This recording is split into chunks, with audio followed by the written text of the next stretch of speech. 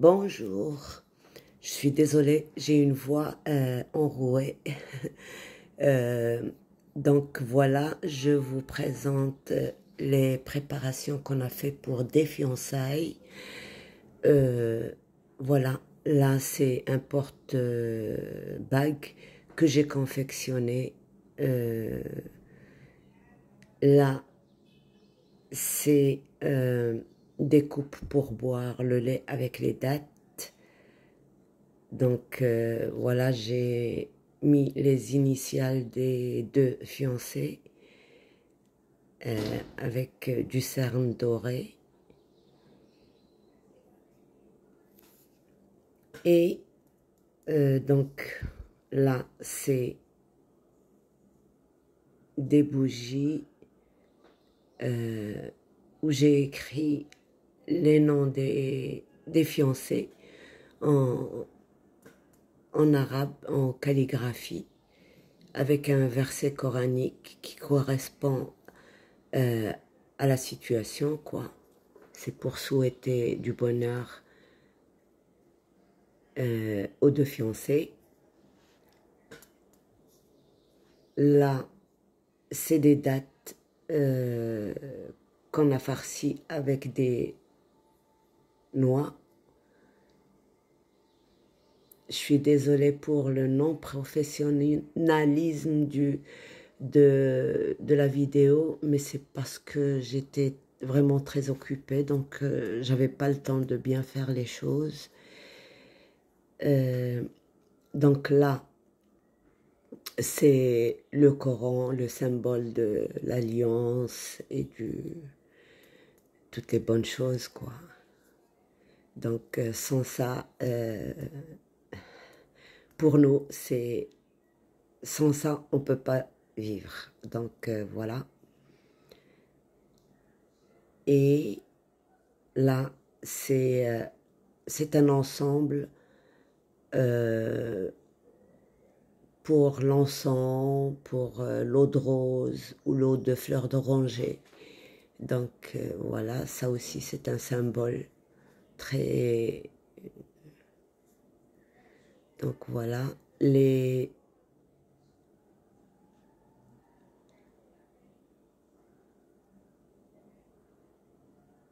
juste de part et d'autre, il y a des petits Corans que la fiancée doit offrir à la famille du fiancé. Parce que pour les fiançailles, il n'y a que la famille, quoi. Et là, c'est des sujets dragés. Alors, c'est des souvenirs que la mariée doit distribuer à la famille.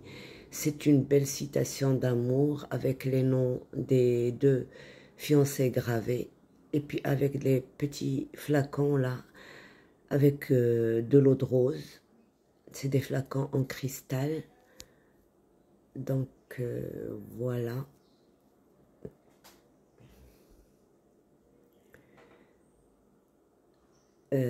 On peut l'utiliser comme porte-clés, ce petit truc en époxy. Donc,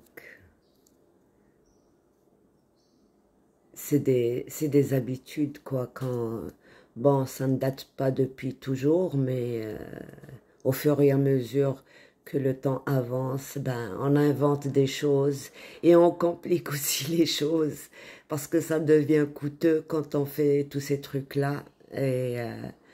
Mais c'est pas grave, c'est une...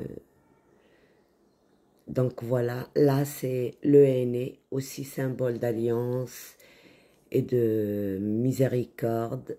C'est obligatoire pour les mariés. Donc là c'est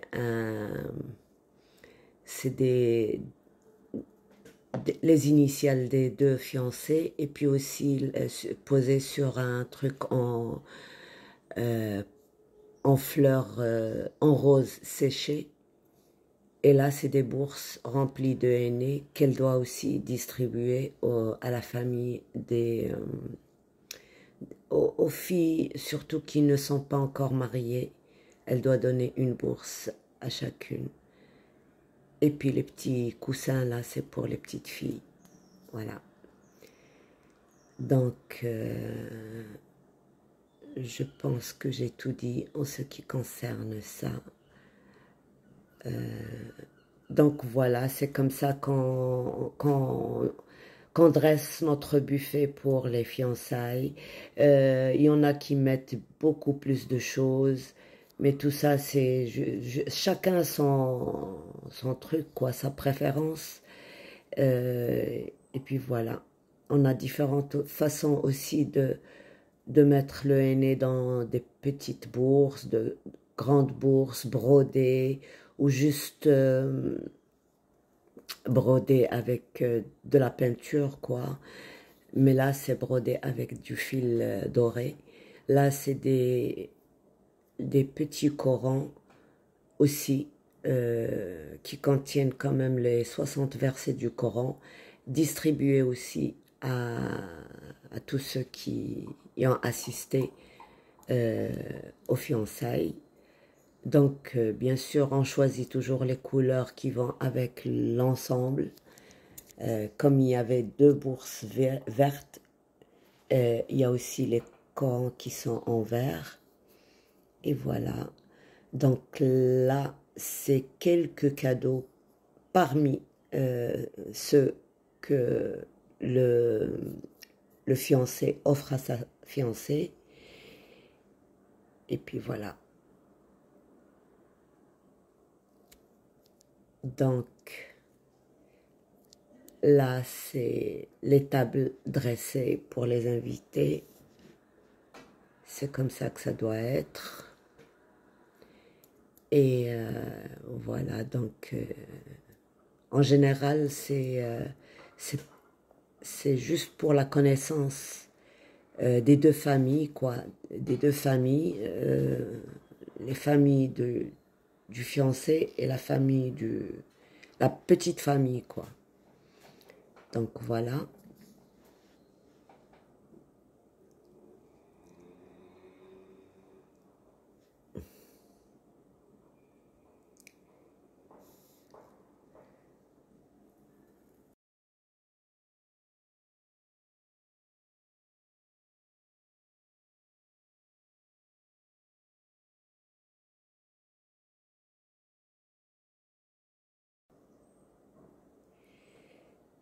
Et là, c'est un coffret chocolat que le fiancé a ramené à sa fiancée.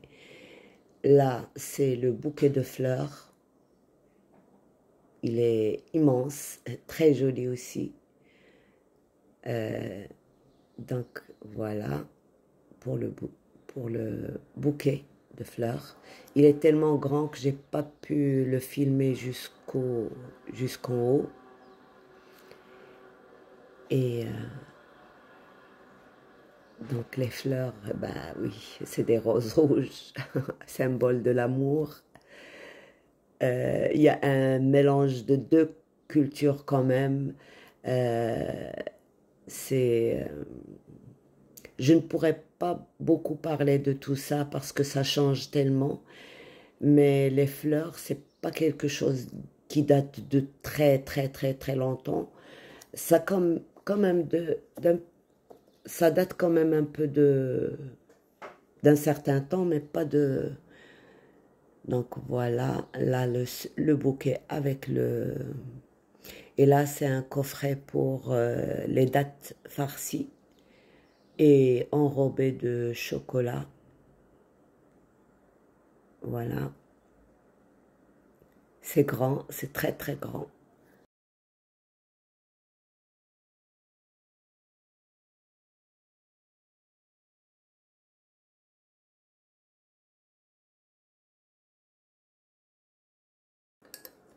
Les dates aussi, c'est obligatoire dans toutes les fêtes qu'on fait. Euh, voilà. Et puis avec un verset coranique euh, pour souhaiter de belles choses aux deux mariés. Voilà. J'espère que ça vous plaît. Je voulais sortir un peu de Noël et de toutes les préparations des cartes, du sapin, du machin. On en voit tous les jours. Donc voilà. Là, c'est les bagues, quoi. Ils se mettent les bagues au doigt. Et puis là, c'est presque la fin. Donc c'est le gâteau qui a été coupé, la pièce montée, quoi. Je n'ai pas pu la filmer au total parce que ça a été pris, la photo était prise dans le sens, dans l'autre sens du téléphone. Donc, quand je mets à la forme YouTube, ça rétrécit comme ça. Et voilà. Donc, voilà. Ils sont heureux. Ils ont fait leur fête. Donc voilà, j'ai voulu vous mettre un peu au parfum de comment ça se passe. Ah ben il y en a plein de cérémonies. Il y a la première rencontre, on fait la connaissance. La deuxième rencontre, on fait la fête pour glisser la bague au doigt. Et puis après, quand il y a l'acte, on fait encore une fête.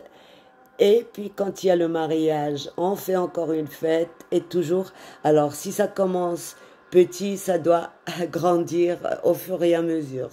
C'est-à-dire, au début, s'il y a une table d'invités ou deux, les fiançailles, il y en a au moins 5 ou 6. Et puis pour l'acte, c'est pas obligatoire d'avoir beaucoup de personnes, c'est personnel, quoi. C'est les familles les plus proches. Et puis après, pour le mariage, ben, chacun son truc. Donc, voilà, c'est comme ça qu'on fait nos fêtes. Et bien sûr, il y a des degrés selon les moyens, selon...